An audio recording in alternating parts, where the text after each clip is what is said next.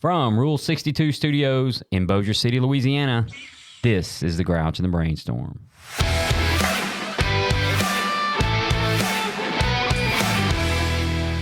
I'm Mike, and I'm here with Matt. What's up? And I'm here with Jill. Hey, guys. And Jill has invited two special guests, and we have... Go ahead, Jill. Introduce them.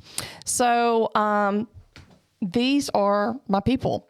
These are two of my best friends that we all got sober together. This is Jen. Hello. And this is Mel. Hi. Yes.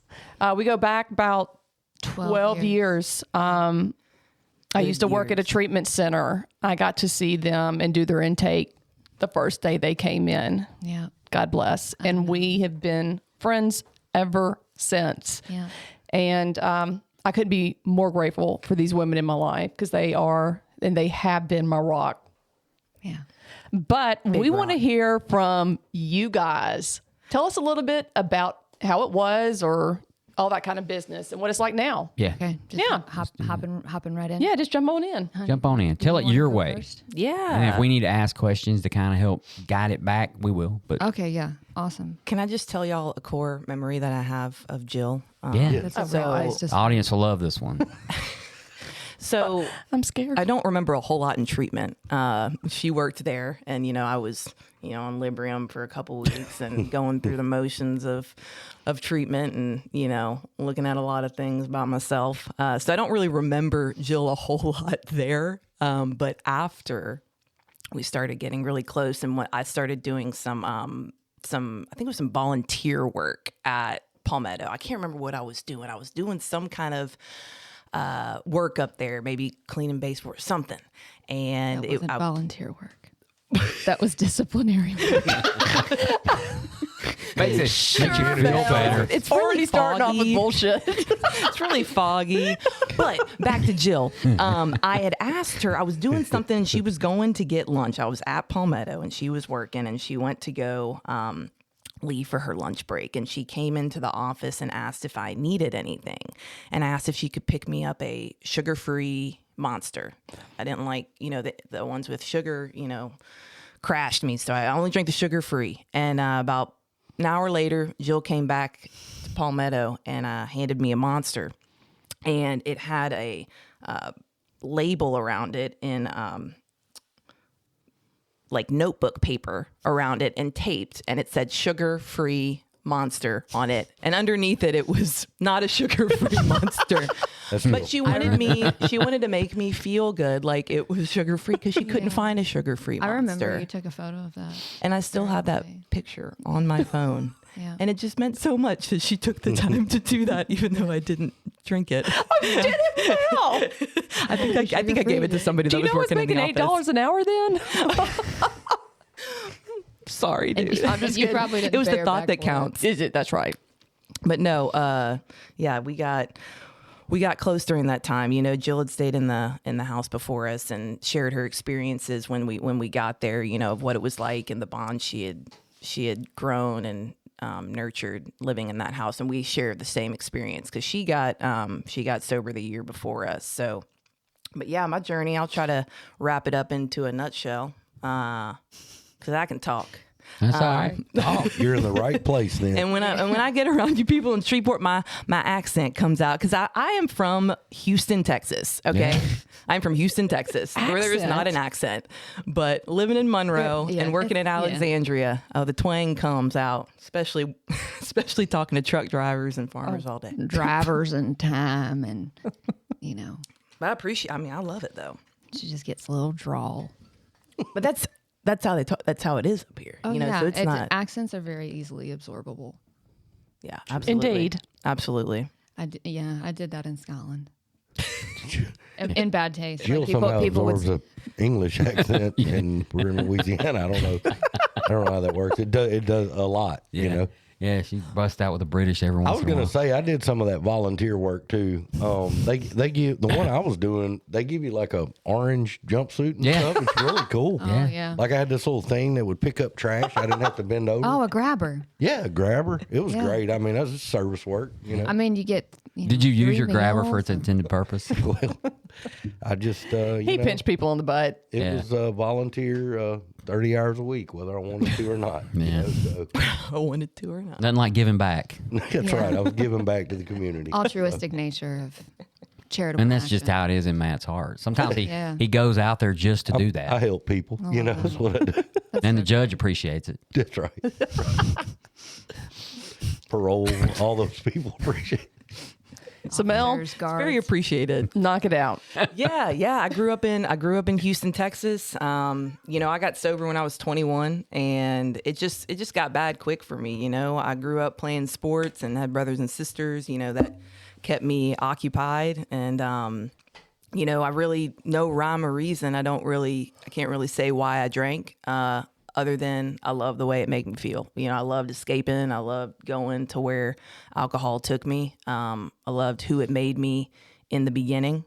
But it took a turn, like it does for most of us. And, it was great and partying. And then that got mixed in with drugs. And then that escalated to pain pills. And that essentially, was my downfall mixed with alcohol. I went to places that I didn't ever think that I would go to, and those are the places that whenever that thought ever seems appealing, which it does not, but if it ever crosses my mind about alcohol, I go back to those core memories of where my addiction brought me, because it was a really, really dark place. But I basically high school senior year, a month before graduating, got arrested at school with a half a Xanax on me.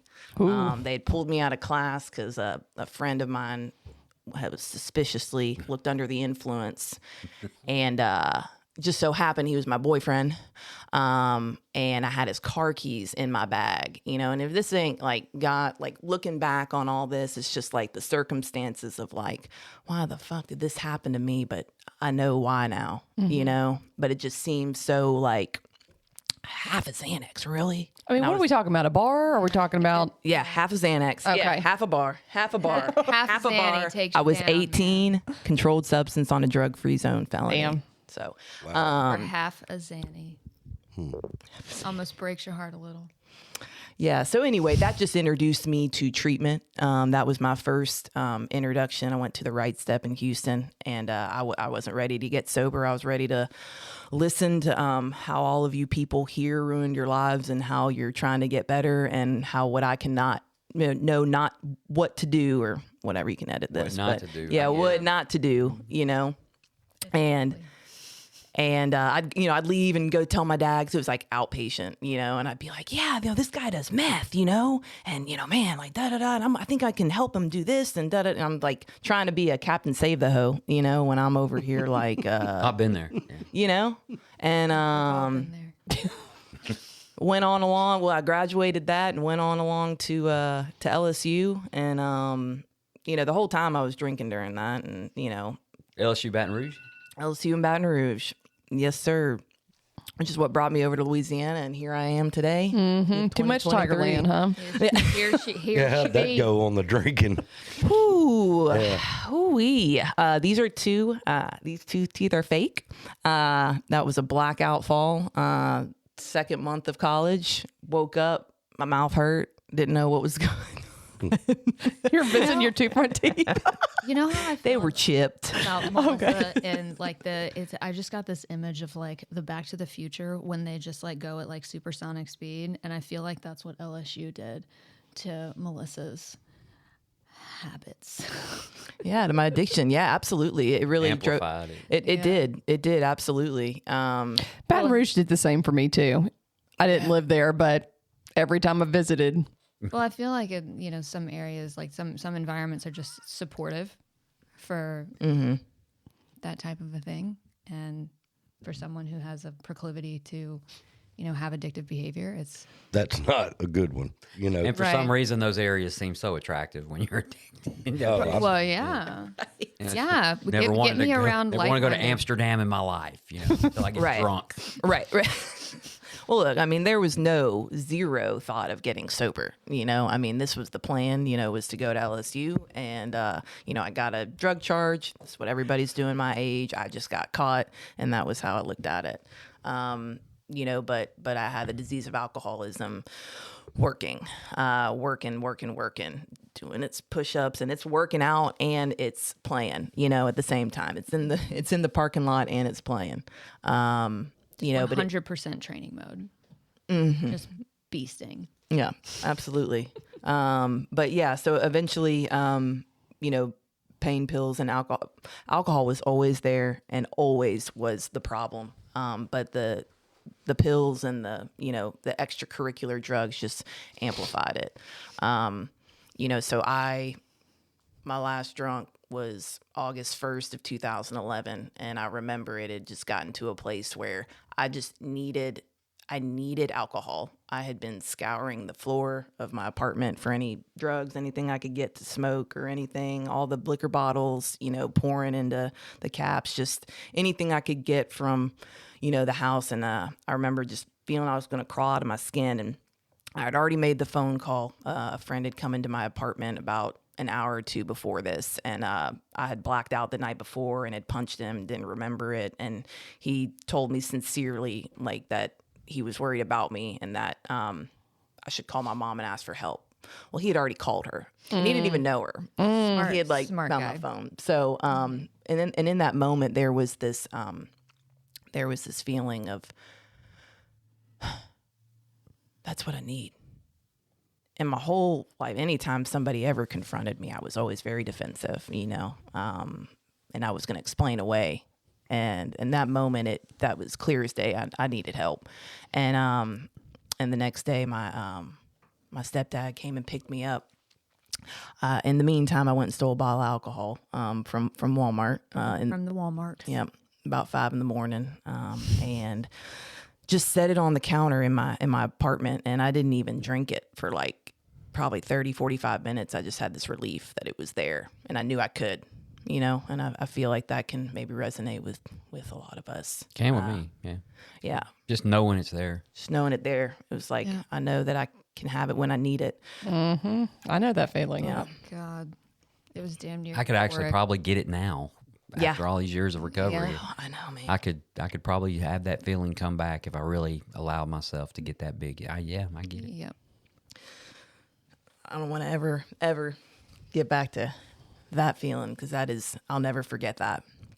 But yeah, I drank half that, and my ass was brought up to Palmetto the next day, and Which was our anniversary. Oh, God bless, spit it out. It was your Doing anniversary at Palmetto. That's when we met. our When- yeah. love at first. I thought it was our Palmetto's like friend-iversary. 100th anniversary. No, it's ours. our I still will text you. Yeah. Happy for anniversary. And anyway, yeah. Yeah. please go ahead. Yeah, so I showed up. Yeah, that August 1st. So I consider August 2nd my date, because I was still pretty intoxicated. And Jill, that's where I met Jill. Don't remember a lot of it at all. I remember Jody. Because you were loaded. Yeah, Joe was there. Jill was there, and I would just remember getting there and women surrounding me and helping me. I was sick for a couple days, throwing up and detoxing, and just remember these women being there for me and helping me through it and relating. And this was just, I hadn't had that in a long time, and it felt really nice to be nurtured. And also have my ass beaten by, my counselors, and, being told about myself at the same time mentally, I needed that. Who was your counselor? So at first it was Ashby. Okay. So I was with her. I was with one counselor for 60 days, and a new counselor had been shadowing. He had come from Rayville Recovery, and he had been shadowing in our group for a couple weeks at that point. Okay. And then my counselor went on vacation, and while he took that group over, he listened to some of the most vulnerable parts of my recovery process and my process letters. So he heard a lot of my process letters, and really helped a lot during that. And when she got back, they had to develop a group for him. And we thought they were just going to pull people that were from like brand new, you know, people that hadn't developed relationships with their counselors yet, you know, because I mean, you're talking about some deep shit with these people, you know, and you develop these bonds, whether you want to or not. And it's not optional. yeah, I mean, you do. But they pulled me from her group and because he had, you know, grown to learn a lot about me. But my first response was rejection. Exactly. Like I did something wrong. People get so pissed when that happens. Well, I internalized it. I wasn't told, you know, at first. Does you it know. happen a lot that they change counselors in the middle of their? And not very often, but sometimes when they hire someone, they have to create a group. No, I so get they it. just I start- understand. Yeah. I just wondered how often is it a normal thing? Or? Not there. There wasn't a high turnover. Yeah, that was the point I was looking at. The turnover. It was like, you know. But I went and talked to Ashby, and she, you know, I cried. And she's like, "You didn't do anything wrong." She's like, "You know, I think that Jeff can get to you in ways that I maybe can't." And she was right. And you know, I feel actually really lucky in a sense because I got 2 counselors, not just one. So when I graduated, when we marbled, we had both groups because there was not only me, but another member of Ashby's group had been moved to his. And so we marbled at the same time. We did this big marble with both groups, and it was really special. When you say marbled, what was Graduated. So at the end of your 90-day, well, They give you minimum marbles? 90-day stay. Right. Because you lost your marbles? Right. Okay. Yeah, then you found him again. Yeah, I've been in a similar situation. I just thought that might be what y'all. Yeah, your counselor like gives you a marble, and I got mine Yeah, it had like this- two represents- marbles. Yeah, they pick it out for They you. gave me They 2 just, marbles. they just told me, please leave. Please We know leave. there's an undercover Please poker exit ring going on stage left. here, and we need you to leave. And he keeps filling out applications every day he's here. I didn't get nothing. Some of that. But no, so I went through Palmetto and learned a lot of things about myself, good and mostly bad, but things to improve on. And I took suggestions that I wasn't expecting to take at first, and just things started happening. You know, they say honesty, open-mindedness, and willingness. Yeah.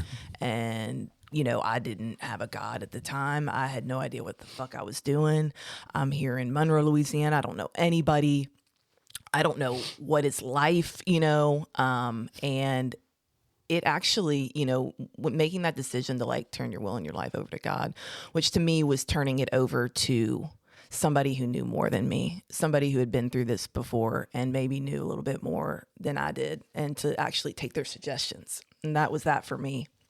And I was offered the opportunity to stay in the halfway house during my family day. And I remember hearing that and not being objectionable to it.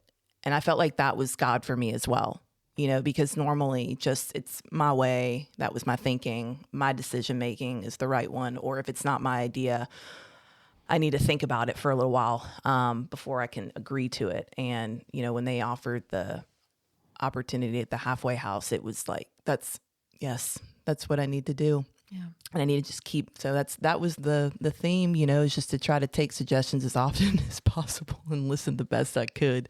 That did not go that way all the time. But Well, I think there was a certain may- level of like surrender, right? And I think that a lot of people can think of surrender as like a submissiveness when really it's like an intentional releasing of, you know, it's like when you surrender to something and you trust the thing that you're surrendering to, right? So like Definitely. if you had trust in your counselors and in the treatment center and in their suggestions, there is almost like a weight lifted off in the way of like, yeah, just like tell me what to do. Like if you think that this is best for me, like I trust that, you know, and that's something that in our addiction, like I don't think that we're really capable of fully grasping because there's so much fear, you know. yeah, absolutely. Yeah, that's a really good point.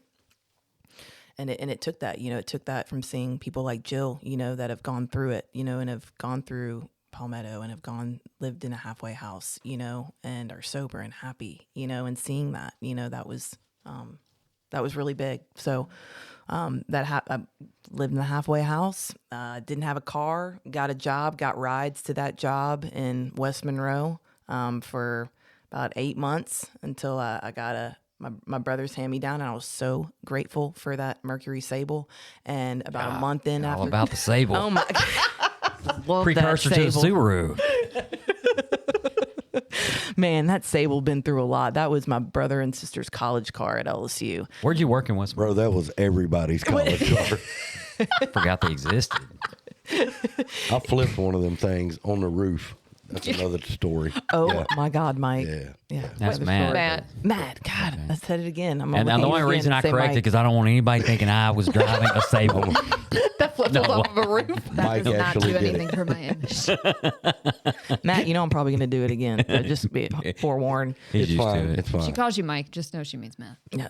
I worked at the eye doctors in West Monroe. It was the iPhone repair store. Okay, I remember So that. there was a girl in the halfway house working there. Was that on Thomas? Yes, it was next to the National Video in that little strip center right past it was Cypress and Yeah. oh goodness, yeah, Yeah. can't remember the cross street, but There's a restaurant down there now. yes, Yep. the little Hispanic Mexican restaurant. But yeah, And no, there was the a video store. National Video. Yeah, Yeah. yeah. Is that like I think so. Blockbuster? The last of its kind. I know it's definitely probably not there anymore. I No. haven't gone over to that area in probably a long time. I lived there in 2000 from 15 to close to 18. Okay, cool. Well, yeah. I worked there from 2011 to 2014. Yeah. Or Yeah, so 'cause you started at Nissan in 14. yeah, No, not for nothing. We need to do an episode on first cars out of treatment with everybody we've had on this show. Dude. Mercury Sable. Dude. I actually drove a right. Ford Escort ZX2. A skirt. Yeah. Skirt. Yeah. I had a 2008 Toyota Corolla. Yeah. Yeah. Yeah. Mike built like a Called, career. called it the fishbowl. the fishbowl. Yeah. Yeah, I was 11. See, the car I was driving was a 2000, and I got sober in 11, so it was an 11-year-old car. Oh, yeah. I don't know why I still had it. I don't know. Wait, I think I lied. I think it was a 2005 Toyota Corolla. That's built like a house, though, man. Things Yeah. are good. It's Yeah. probably still running somewhere. man, that Sable, it was great. The bumper fell off it at one point. I mean, the day that I got it. So, I mean, literally, and then, you know, Shout out to our other friend, Danny. like you said, we'll have to do another episode on this. But what, Danny? let me just say this. So, my brother got a new truck, and I get the call that, hey, you're getting your brother's Sable. I'm like, oh my God, I'm so grateful. Blah, blah, blah. Well, he was working in New Iberia at the time, and so he bought the truck in New Iberia and left the Sable at my mom's house in Lafayette. So I just needed to get down to Lafayette from Monroe and pick it up. So I needed a friend to bring me down there. So, Easy peasy. So I had a friend, Danny Lynn. All Danny. Yes, ma'am. old Dan, graciously offered to drive me down there so I can pick up my new ride, my new whip. And we go down, and she drives her vehicle back up, and I'm in the Sable, and I'm in front of her. And we get back to Monroe, and I'm waiting for her. We met somewhere, and I'm waiting in the Sable. And I get out, and I go to look at Danny, I go to talk to her. She pulled in behind me, and I realized that I'm looking at the Sable, and the bumper is gone. And I had to think for a second, was it there before? Surely I would have noticed this because, it's literally just this chunk of metal. Okay, so I just want to confirm that you were driving the Sable. I was driving the Sable, And Danny was behind me you. driving. So was it the front bumper or the back bumper? It was the rear bumper. It was the rear okay. bumper. And what did Danny say? Yeah, so I asked her, I said, Danny, my bumper's missing. Did you see the bumper? She was like, oh man, dude, I messed this story up. We can edit this, right? I can edit. Yeah. No. Okay, I'm remembering now. That's okay, fine. we rented a vehicle. Because Danny's car was so unreliable at the time that she didn't feel comfortable driving her vehicle down to Lafayette. So we rented a vehicle and drove the rental to Lafayette. So because the rental was in my name, I drove the rental back to Monroe and and Danny was driving the Sable behind me. So when we were driving, I'm in the rental car, Danny's behind me, back up 165, and we get to Monroe, and I'm waiting at the rental car place for Danny to pick me up in the Sable because I beat her there. So I parked the rental, and I'm waiting for Danny to get there. She pulls up in the Sable, and the bumper's missing. Totally gone off the car. And she rolls down the window, country music blaring, rolls down the window. I'm like, hey, Danny, did you hear anything when you were driving? What? No. She gets out the car, sees the bumper's missing. I didn't hear a thing. Oh, no. That's not good. And we proceeded to think about the 10-car pileup on 165 and the firefighters and the ambulances and the wreckage that was left behind from the bumper falling off. Wait, I can hear Danny right now. I can too. I can hear her laughing. I can hear her laughing, but I can also hear her being like, I don't know, bud. You sure it was there? Doing this. I don't know, bud. I don't know about that. So that was my first experience with You Pull It or auto parts. Well, Or the bumper. I got to backtrack a second. Did the bumper, did it actually cause anybody any harm? So we never found the bumper. No way to know. Yeah, you don't want to know. You don't We want to never ask that. never found the bumper. We did travel up and down 165 quite a lot, and I don't remember ever seeing the I think bumper. we actively looked for it. Well, someone's probably snagged it. I mean, I would've. not every day you come across Right. a Sable bumper sitting on the side Come of to the find road. come to find out, I call my brother and I'm like, "Hey, dude, your bumper, what's up with that?" "Oh yeah, I had some bungee cords hanging, holding it on." Should have went zip tie. So- Oh, Yeah. oh my hang god, on. cool. So let me ask. That would have been good this information. real quick question. Did you put the sound system in when it still didn't have a bumper? Of course, she's an addict. I can tell she did. Bumper first. Oh, Bumper first. I didn't have that money yet. She was cured when she got the Sable. I didn't have that kind of money yet. No. My dad, he let me. My grandmother had passed away 10 years before that, and I had a savings bond that my dad had never given me because he knew where that money would go when I was using. Yeah. And so he gave it to me. It was 6 months into my sobriety, and he was like, "I feel like this is a good time to be able to give this money that your grandmother left for you." I don't remember how much it was. But it was enough. It was a lot of money to me, and priorities. First Sound things system. first. I needed to put some Sable. subs in this car Yeah, before the money yeah. was gone, because I knew that if I ever had that, I wouldn't have that amount of money again, and this was a priority. subs in the And I still have those same subs today. I have moved them and gotten reboxed and Powerful investment. four different cars. Absolutely, Yeah. That's the gift that keeps on giving. absolutely, Oh. Yeah. That's awesome. really is. That's Yeah. awesome. absolutely. Well, I know a lot of really cool things have happened, throughout your recovery, because I've been there every bit of it. Yeah. Tell us about how it's been like, and Man. what that's That's what I'm saying. that's the beauty of recovery. Right. It's this great things start to happen, and just it all comes together. It's like you mentioned earlier, Jenny, when you change your accent, that's how they talked in Scotland, that's part of the promises, we got to go to Scotland in June. Oh my God. We did. I mean, get that's- to go to Scotland. That's something that wouldn't have ever happened. It was a trip of a lifetime. Just two peasants sitting in first class. I know I shouldn't brag, but I am. But, That was a big deal. things like that, things like that are in our lives today. And that's just, that's material, but, God, yeah. opportunities and experiences that we get to have today. But, growing up and being in Monroe, and I say growing up in sobriety, that's really when I grew up. Growing up internally. Yeah. Lots of cool shit, man. Lots of cool shit. I mean, even how I got into the career I am in, just the way that it happened, working at this iPhone repair store, I didn't have a car. There was a girl that was that was living in the halfway house that was working there. And that's how the job opportunity came about. And I was like, I'm thinking, I don't have a car. I can't get there. One of the girls in the house was like, "Hey, take my car. I don't need it today. Go to the interview. Just see what happens."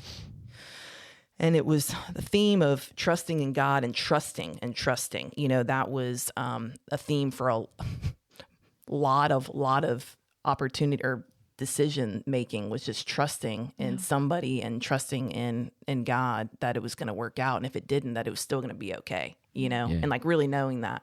And I didn't at the beginning, but went to this interview, got this job.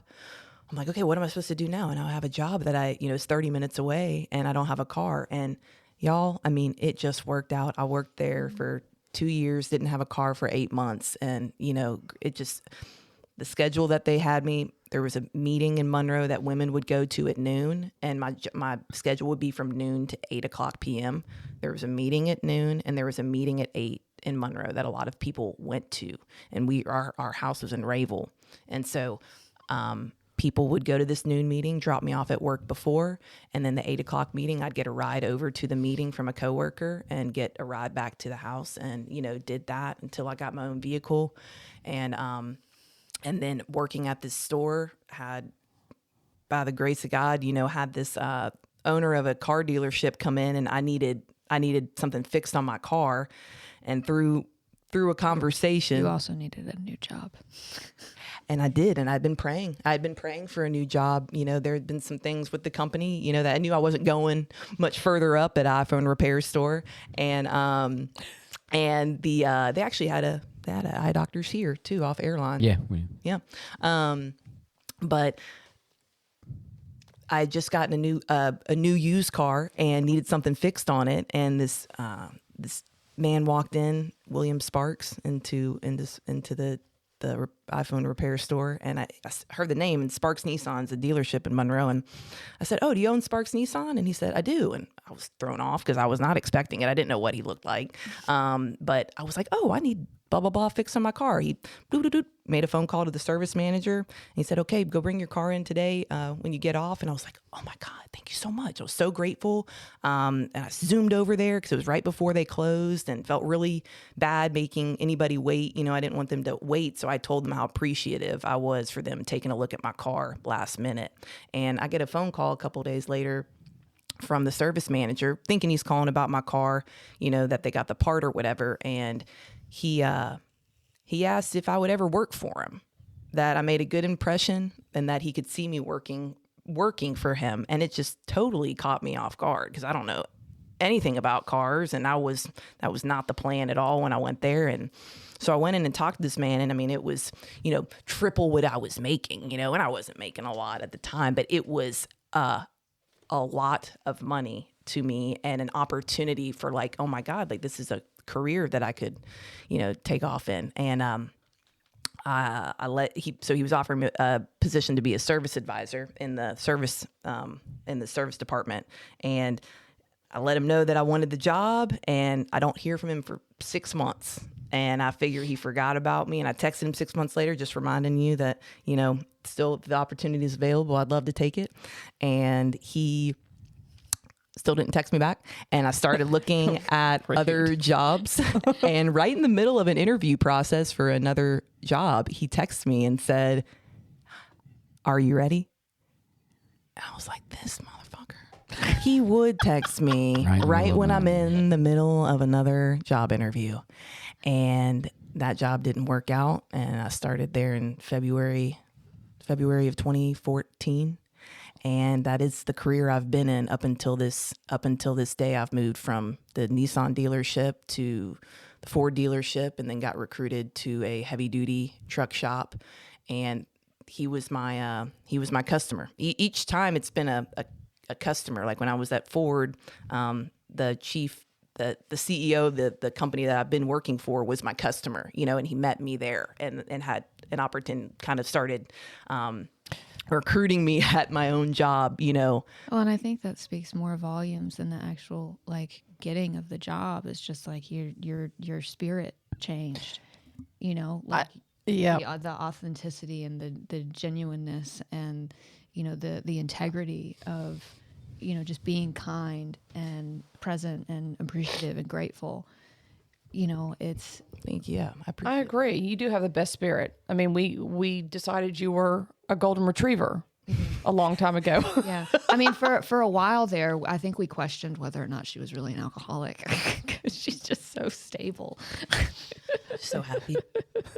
Yeah, I mean, and it's just things like this, you know. I mean, you know, you show up and you know, you show up and try to be a good person and do the next right thing, you know. And we're not perfect, and man, I fuck up all the time, but It's a different kind of fucking up. but yeah, it's like, but it's just momentum. Like, just keep moving forward, you know, and just if you fall down, just getting up, and that's what it's about, you know, because we're gonna keep falling, and it's just about getting up and keep going and keep going.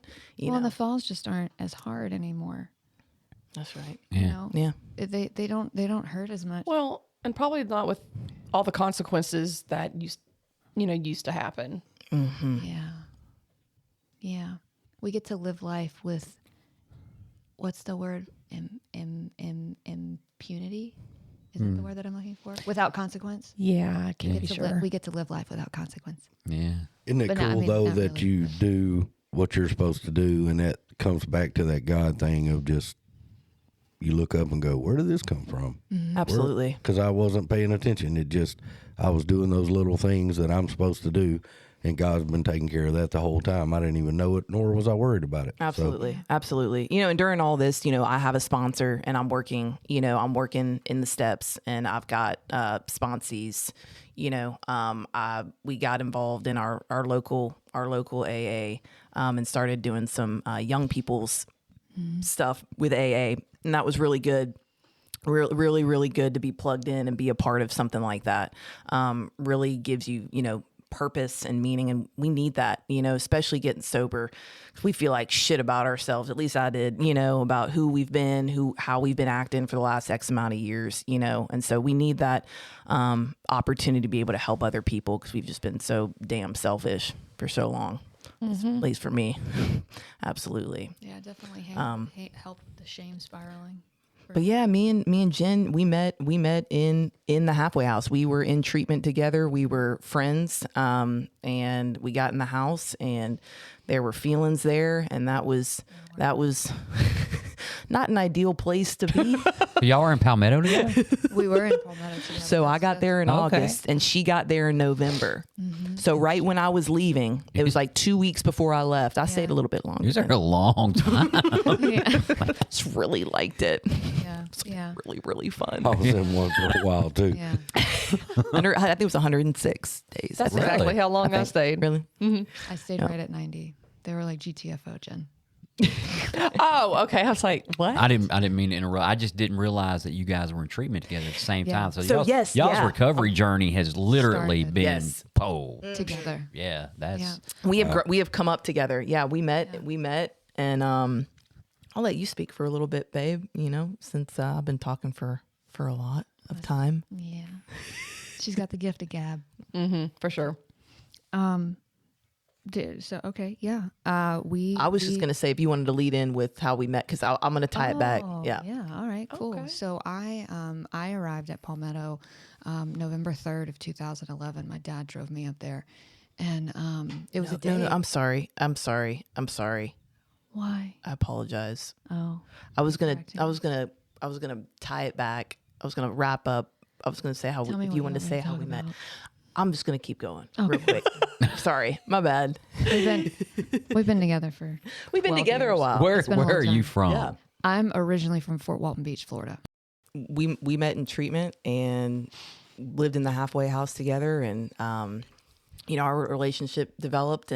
But the most important thing, and a lot of people I know get hung up on, and we did absolutely. We used, you know, people putting relationship before their sobriety, you know, and that becoming or before God. And when you do that and you solely rely on that person, you know, it can really get dangerous. And I know there were definitely times where our time together was having to make a decision between that and our recovery. And we were fortunate enough to have both, you know, and make both work. Yeah. Our Literally by the grace of God. absolutely. Can I actually share one thing? Please. Yeah. If it doesn't leave my brain like it normally does. Let me see what it was. Keep talking and it might come back. And then I'll interrupt you again. You know, I love when you interrupt me. I It's do. my favorite thing I know. that you do. Yeah. But yeah. It's coming back. So keep talking. Okay. I'm going to interrupt you again. How long were you in Palmetto? 106 days, I think. You were in. I was in 90. Yeah. I remember what it was. It's, being in a relationship and that early of sobriety and starting a relationship in a halfway house. And it very much started in a secretive manner, right? Because we wanted to protect it, right? It was something that felt good. And, it was something that was exciting and it filled our day. And we had something to distract us. And it grew into something more than that. But I think early relationships and sobriety, I still didn't have an idea of what a healthy relationship meant, and in the way of like boundaries and how, communication, right, and trust, and like the things that you need for a really solidly built foundation in a relationship. We had to acquire the tools as we went, and I think that was a priority for us, as well as recovery. And recovery, it kind of fed those things, right? Like you're in recovery and you want to be integritous, and you're learning how to communicate and ask for what you need, and confrontation, and understanding like what triggers you, and maybe what makes you feel shame, and something that Melissa might say might trigger me, and then I'm telling a story about myself, and then that causes me to shame spiral. If I don't know how to communicate, I'm probably going to take it out on her. And it's like those tools that we had to acquire, that really helped us keep that balance, and it wasn't always like 50-50, like 50 recovery, 50 relationship. I mean, it really was just like the next right thing. Mm-hmm.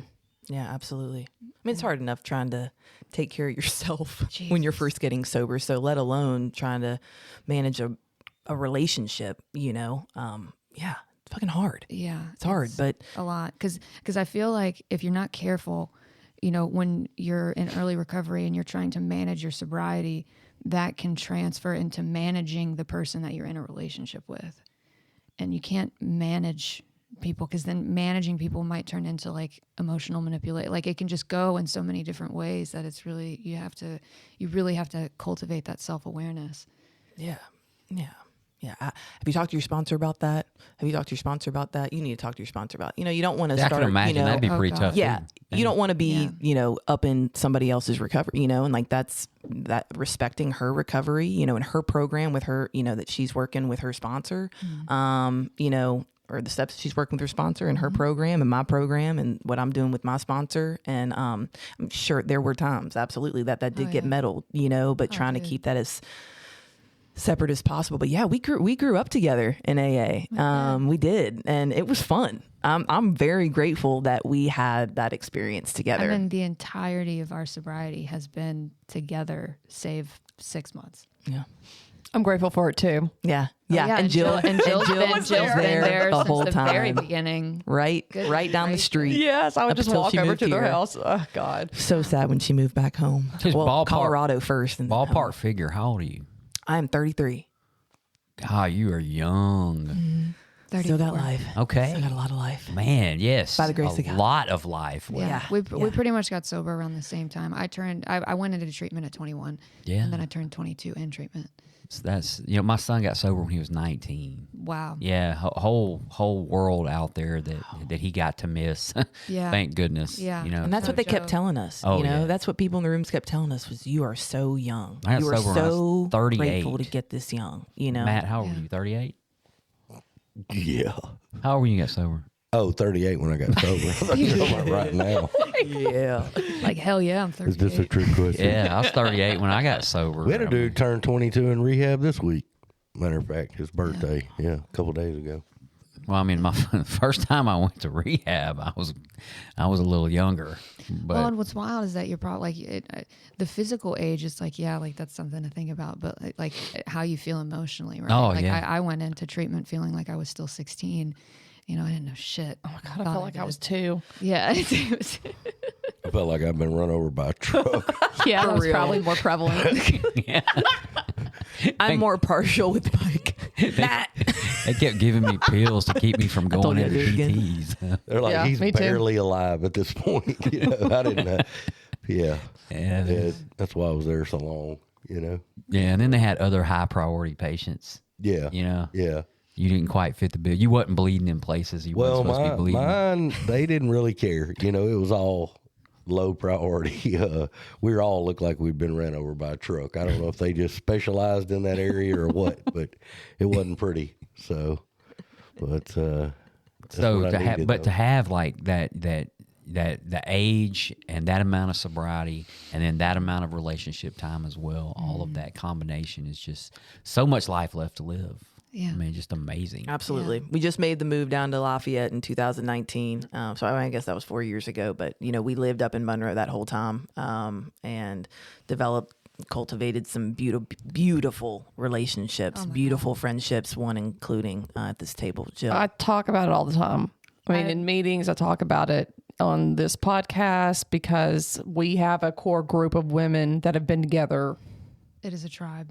Yeah, since 2012 ish. Some of us, I mean, Kate and I since 2010, but yeah, we're still all together. I mean, we go camping. We get matching tattoos together. Yes, we do. I mean, I never did, but whatever. We're gonna get you one day. Jill's not a tattoo girl. Oh, we go to North Carolina. She's got her dots. She's got her thumb dots.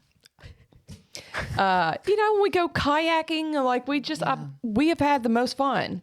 Ridiculous fun. Oh my God. I didn't understand what people meant when I came into the rooms, I thought I was more comfortable around men. And that turned out to be so far from the truth. And when I really started understanding what it meant to have strong females in your life, it was absolutely revolutionary. The trust that I have developed and the love and the freedom, the sheer freedom of being authentically who I am and all of my weirdness and quirkiness, and it's the norm. Yeah.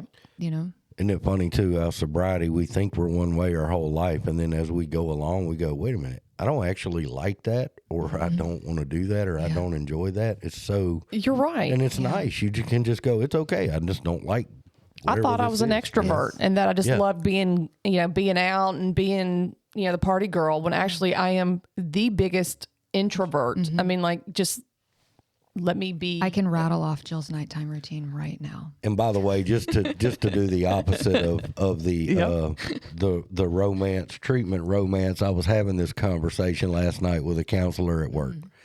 And he said when he was in treatment, he said, I was one of them that if a woman made eye contact within the first 30 minutes, we were in love. We were running off together. Amen. And he said, I remember going to treatment, and he said, a girl looks at me, and I'm like, oh, yeah, we're in love. And the counselor said, dude, you've been here 5 minutes. And he goes, it doesn't matter. And he goes, I'm filling out my intake stuff. And they're like, what's your job? And he goes, I'm a retired pimp. That's what he said. Oh, bless. Oh, my God. I love that. I love that. That's why I kept going back to treatment, because I'd go for a few days. I'd try to hook up, and then that was it, And he goes, it took me forever. I'm like, that's horrible. Yeah, that sounds like a train wreck. Yes. This somebody you know? Yeah. Talked to him last night. Yeah. He wouldn't happen to be sitting in the room with us, right? No, he wouldn't. I had the opposite effect when I got to treatment. I was married, third person number thing. one, and number two. Yeah, it you was were a rough crowd over there where I was. So I'll just say that it was a rough crowd. But yeah. Well, obviously one of you is doing good. Yeah. I mean, but that was rural Mississippi. Mm-hmm. Yeah. Very rural. Does the place still exist? I think so. You went back there. Yeah, it exists. Yeah, here's what's wild. Go back 5 years sober to tell my story. Haven't been back. Walk in, guy stands up, one of the clients. Hey, man, you remember me? He was still my there. roommate. Oh, wow. When I was there 5 years earlier. He's in again. Oh, I'm like, dude. Damn. Talk about a full circle moment. Yeah. Yeah, that really, I remember you telling that story. And that is, I don't know. I haven't been back to my last treatment center yet. Yeah. Trying not to go. Yeah. It was very tough. I mean, the place I work now, they've got it pretty good, but man, I needed it though. I mean, I joke about it, but that's exactly what I needed. So, well, God has a way of getting us where we need to be. Sure. You know, I don't know. I feel like sometimes I only had one chance, and I took it, that last one where I just refused to give up, and finally I just had to end up right where I'm supposed to be, you know. But I still, I still got to do some stuff every day to stay sober. Absolutely. But they're not hard things. No. They seem like amazingly hard things when you're getting there at first. But then it's like they just somehow weave themselves into your daily routine, and then it just becomes a It talks habit. about that actually, and as Bill sees it, Bill talks about that. You know, we did it at first because we had to, then we did it because we wanted to, and then it just becomes a working way. I remember I was sitting in the rooms, a 5:30 meeting. I was probably 2 or 3 months sober, just trying to absorb it, figure out what's going on, you know, trying to get the niche, what is happening here. And you'd hear somebody rattle off, well, I do the first 3 steps every day. How the hell do you do the first 3, man? I've been with my sponsor a month, and we haven't done the first one. And you do 3 every day, you know? And then you hear another old-timer or long-timer, however you want to call it, and they'll be like, well, as long as you work 10, 11, and 12 every day. I'm like, well, you know. You're like, it's taken me 3 months to go through step 2. Oh, boy over there works 1, 2, and 3, and you work 10, 11, and 12. Y'all don't have your shit together. You know, y'all need to coordinate. Y'all need to get your story straight. And why do we leave these middle things out? You know, nobody does these every day. I have heard a couple people say if you only do 3 steps a day, you're shortchanging yourself by 9 steps. And I don't know. I just, you know. I feel like we could have a really good conversation about that. We probably could. Yeah. The steps of AA have really just kind of worked their way into my life. Just they meld together. Yeah. I mean, I feel like if you do one, it, you know, like let's say like you're doing 2, but it affects step 12. You know what I'm saying? Like I feel like they can be interchangeable, and like you can do more than one step at one time almost. Yeah. You know, because so much of it's internal.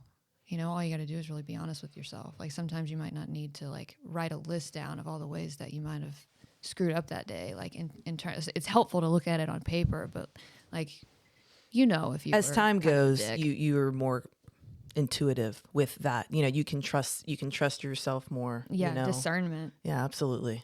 Yeah. I try to live in the 4th column of the 4th step as much as possible, which means when something arises, kind of go to the root cause of it right then and there, and just move on about it. You know, I'm very fortunate in where I live now. Well, I've only lived there for 4 months, but you get to sit in traffic a lot and think. You know, so you're thinking all day, pretty much every day. My favorite. Oh yeah, some pretty good traffic Fortunate meditation. wouldn't be a word I would use there on sitting in traffic. Well, you get a chance to meditate. You know, if you take it, you ponder. Yeah. Yeah, you can only listen to so much radio. Decompress. True. I do a lot of silent driving.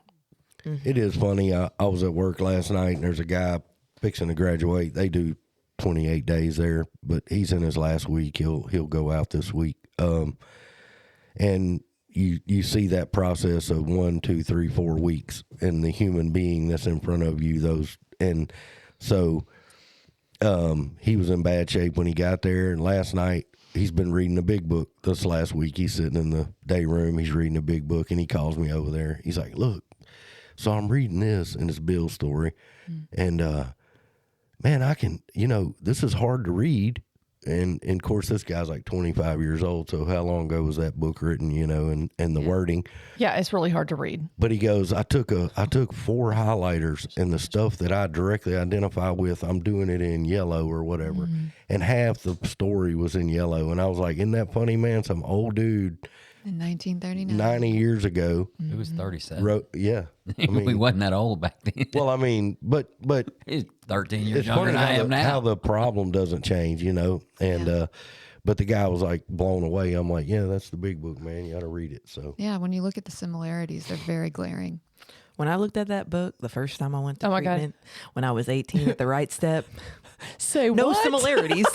Conveniently, not one. It took me 3 times to even understand. Like, what do these words mean? I wasn't reading it. I wasn't wanting to look at the similarities in early sobriety, because it's like mush brain on top of like. Well, I wasn't getting sober the first time I went to treatment. When I went back at 21, when I went to Palmetto and I opened that book, it was like that yellow highlighter. It was like, holy shit, I am like this old man in 1939, like that's me, that's me. Yeah. And that was wild. That was a wild, like, realization, the similarities of how this is not just a certain way, certain person, certain ethnicity, certain walk of life. This is a disease that affects the masses and does not discriminate, Yeah. Yeah, I remember going into treatment, and for the majority of my life, this might be a segue into my story, but I just wanted to belong somewhere. I wanted to fit. And when the opportunity was presented for me to go to treatment, I immediately said yes, because I don't know if it was God or from my mother, but there was always this, I knew that there was something wrong. I couldn't stop, and I had brought it to my mom for a while, and I actually got it. I mean, do you guys just want me to jump in with my story? Yeah, go on, jump in. All right. Okay, cool. Honey, is there anything else that you wanted to share? I want to hear from you. Oh, okay. So grew up in Fort Walton Beach. Aren't we cute? We're just so fucking adorable. Me and Mike talk Yeah, we like do that a lot too. Just when other people aren't around. Yeah, normally not on air. But. Yeah, so I was born in Fort Walton Beach, Florida, and moved around a few times in my youth, and landed in Fort Walton again. So like born there, came back a couple years later, lived in southern Louisiana. When I was about 15, I got diagnosed with endometriosis, and so that was kind of like I had, alcohol came first. But the pain pills entered through there, so doctor shopping and things like that. The reason why I decided to go to drugs and alcohol was I was just so completely riddled with anxiety, and I couldn't find comfort in my own skin, no matter what I did. And when I went into treatment, I wanted to belong so bad that I was just like, okay, I don't actually feel like I fit in here. I don't necessarily know if I belong here. So I'm going to prove that I belong here. I remember that, Jenny. I remember her. I know, my sweet, tender, fragile self, just wanting love. My God. I just clinging to anything that I felt would, I don't know. Love you back Oh and my God. comfort you and all of that. Jesus, Mary. So, like I remember doing my my drug history, and it was so exaggerated that my group was like, I want you to go back and redo this. And I was like, okay, that's fair. And then I came back with like an actual, and it was more of just like it was almost like a compulsion. Like I wasn't lying just for the sake of lying. It was just like, oh, I have to prove myself. You know what I mean? Your street cred. Yeah, I needed some street cred, and I didn't fucking have any. Yeah. And I had just happened to be taking a lot of drugs and drinking a lot of alcohol, and my life was fucking unmanageable, and I thought that it had to be at a certain point for it to be valid. My life couldn't be unmanageable with just my life. I couldn't show up and be like, my life is unmanageable, when there are so many other people whose shit is more unmanageable, but your biggest problem is still your biggest problem. Right. And, it's, I might need some questions. I might need some pull out some information. Does anyone have a nice question? You lived in Florida and then you went to South Louisiana?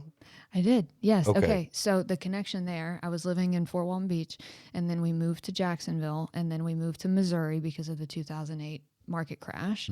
So my mom had to file for bankruptcy. I was still very much a child internally, so I followed mom. And then drug addiction and alcoholism got really bad in Missouri, and then came down to Lafayette because that's where my dad lives. And I lived with my dad for all of about 3 weeks when they discovered that I was stealing Tramadol, which is a very low grade painkiller. Like they actually they scheduled it after I got sober, and they were giving those things to me like candy. And it wasn't, there was a high that came with it, but by the time I actually got to treatment, I was taking 13 a day just for a baseline. Like I wasn't even getting high anymore. I was just trying to avoid withdrawal, right? Which is its own hell in itself. Like you're just running from the withdrawal. You're not even chasing the high at this point. And I was our family dog happened to have tramadol because poor baby had arthritis. And I was like, oh, well, I just went through my 2-month supply in about 2 weeks and I am in need. Yeah, dog's not going to say nothing. And dog's not going to say anything, sweet angel. I still feel guilty about it. I get it. I stole my friend's cat's Valium. Yeah, thank you for sharing that. Sometimes I have a crippling amount of shame. Here's my question. Do they have a rehab for animals? Because this dog and cat using narcotics. I know. Hey, Matt stole his fish's cocaine. I mean, yeah, it clumped up. He couldn't snort it. It's tough. What a Floating right there on top of the aquarium. bummer, man. I would never waste cocaine in a fish. It was prescribed. It's blasphemy. That's right. That's right. What was I talking about? Dogs. Oh yeah, Josephine. So I stole Poor Josephine Josie. straight out of my, yeah, I know. And my stepmom went to go give Josie her meds and like half the bottle was gone. Well, Josie didn't steal them, you know. So she called me into the kitchen. She had them all out on the counter because she was counting them. She had them all on the counter and I looked down and she was like, honey, I think we have a problem. And I was like, we really fucking do. And I was so terrified. My dad was coming home and I was just sobbing and my dad got there and I was just like, I'm so sorry. I don't know how this happened. If I think about it too hard, it'll literally crack my chest open because I just had this, I was filled with so much shame and so much fear that it was almost like, what does anyone expect me to do with this? You know, it's like I found the alcohol and I no longer had to, God, I didn't care about what people thought of me. I didn't care what you said about me. I feel quiet in my own mind and my skin. And I feel like I'm able to be more open and more authentic. And that was such a gift. It felt like such a gift that alcohol gave me. And then I found opiates and then another gift. And then by the time you realize that it isn't a gift, you can't fucking return it. Yeah. Yeah, it's yours.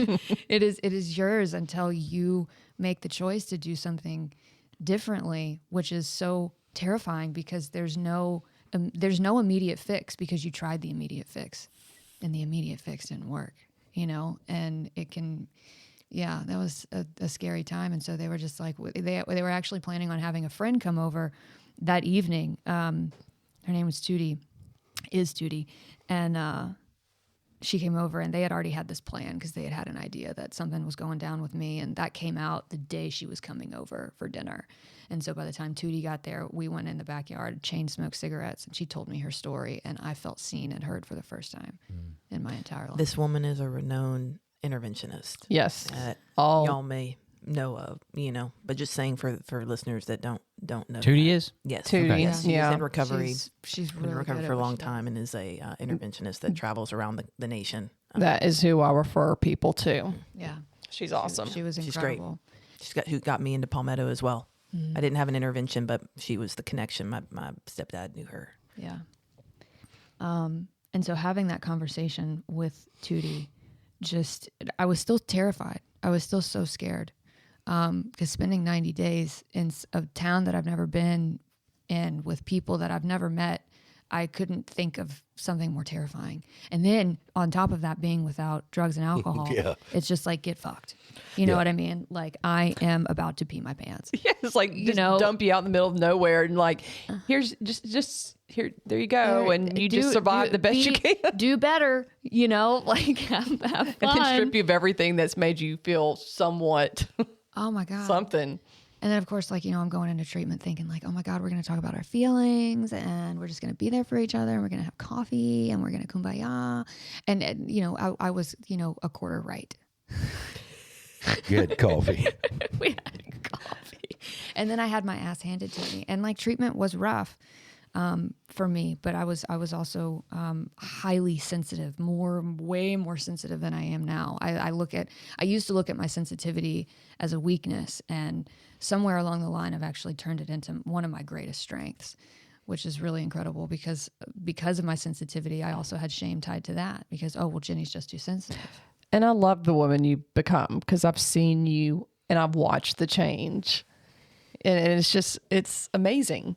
I mean, it really is. It feels really good. I just like you own it now, and you are proud, and you are, you're fierce. You were not that. No, I was very meek. Yes. And you would just kind of like, your body just kind of shrunk in, and I wanted to be a turtle. Yeah. Well, you kind of looked like one. I'm just kidding. I did. And you look like one too. I think I just wanted to really disappear. But then the drugs got out of my system, and I got enough time. I changed my people, places, and things. And, I was surrounded by people that wanted to help, even though I still felt like, for so long, I still felt like something wasn't clicking. Like, I was 4 years in, and I was like, I feel like I'm hitting a ceiling. Like, I could literally feel it, like, on my spirituality, on my recovery. But then in the middle of when I was about 2 years sober, my mom passed away. And, that kind of sent me spiraling, and I hadn't sought outside help yet. And based on my history before drugs and alcohol, in my situation, drugs were absolutely the solution. They were not the problem. How my brain processed things and the dissonance within my own mind and in my own body, well, that was the fucking problem. And getting sober, and then, having such a traumatic thing happen early in sobriety when I was still very much, I'm surprised that I didn't fall off the wagon. Hold on, my brain shut down. I forgot what I was talking about. It happens sometimes. I do say we officially changed fall off the wagon to fall off the sable. You know what I mean? Oh, I agree. Well, it is a new generation. Yeah, absolutely. Yeah. Way more fitting. I was really surprised that I didn't fall off the sable. There you go. And let me just say this real quick too. You this was something you were not prepared for. Your mom had not been sick for a long time. She got diagnosed with cancer and passed within 3 months. Oh yeah. Of her diagnosis. So that was pretty traumatic. Yeah, it was really it completely altered the course of my life, and I usually it's such a it is up there in magnitude with getting sober, but it's also in greater magnitude because this is the woman that actually tried to help me regulate. Me and my mom had a codependent relationship because it was just me and my mom. My parents got divorced when I was really young, and my mom didn't remarry until I was 12. So it was really me and her. And, I've done a lot of work on not shaming myself for that codependent relationship with my mother, because again, it's like, what did anyone actually expect?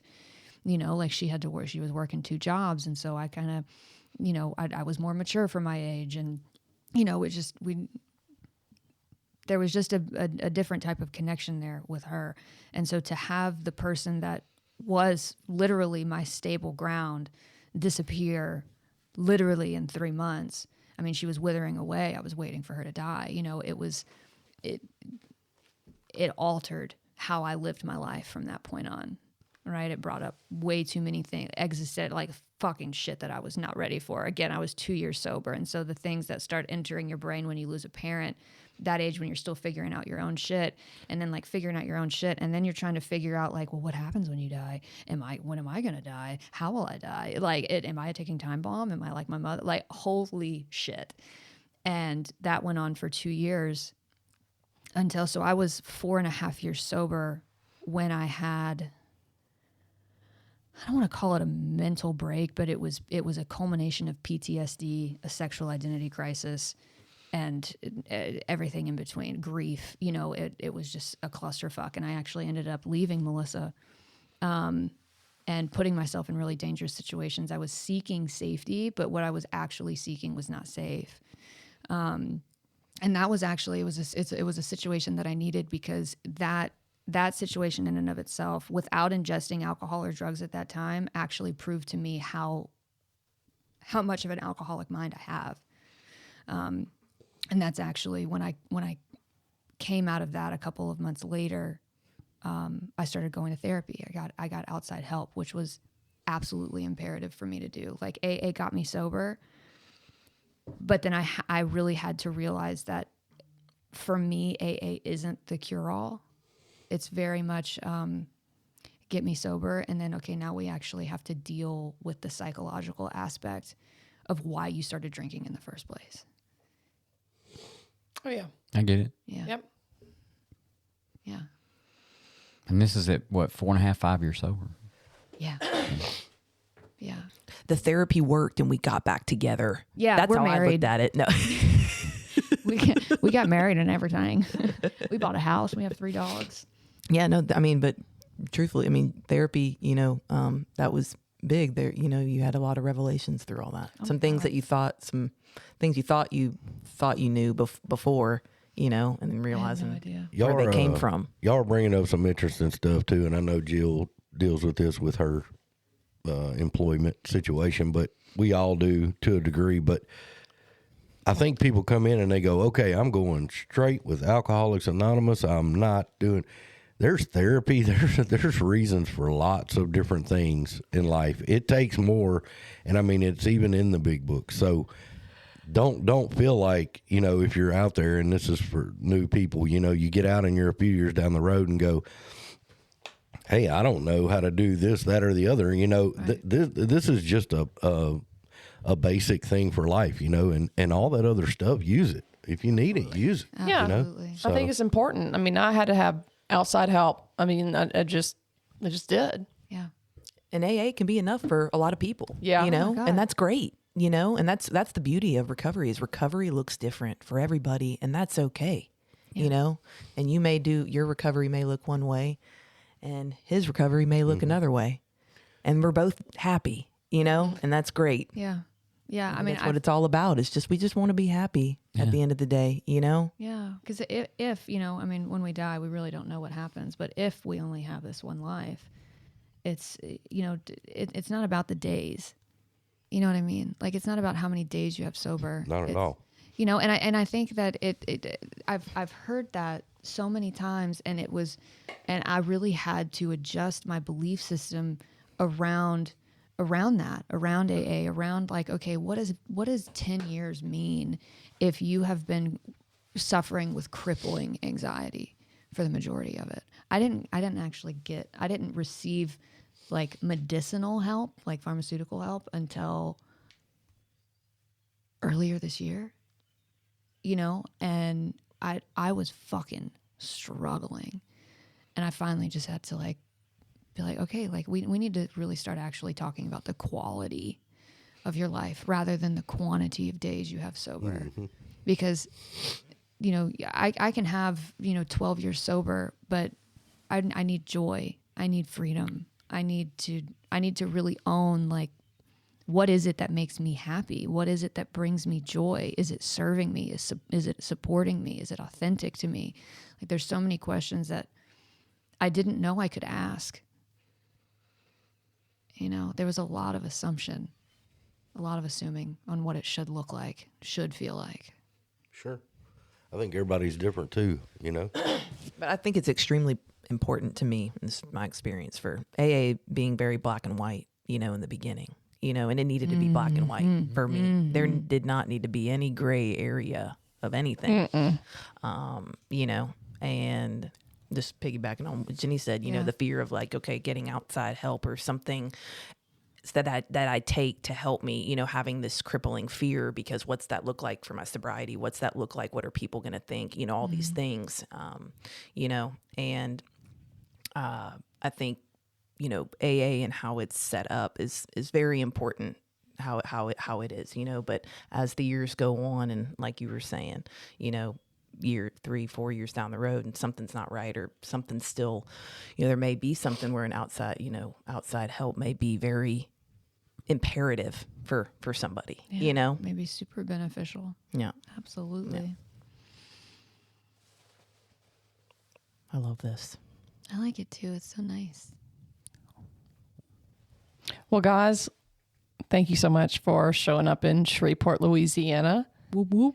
and sharing your stories with us. Thank you. Thank so you. welcome. We're so glad to be Thank here. you for having us. Hey, you guys, anytime, Absolutely. any damn time. Yeah, we record on Saturdays and Sundays in the morning. Sometime if you ever want to come by, just come on. Let Jill know you're coming. I love it. Oh, we'll Yeah. have a slumber party. Yeah.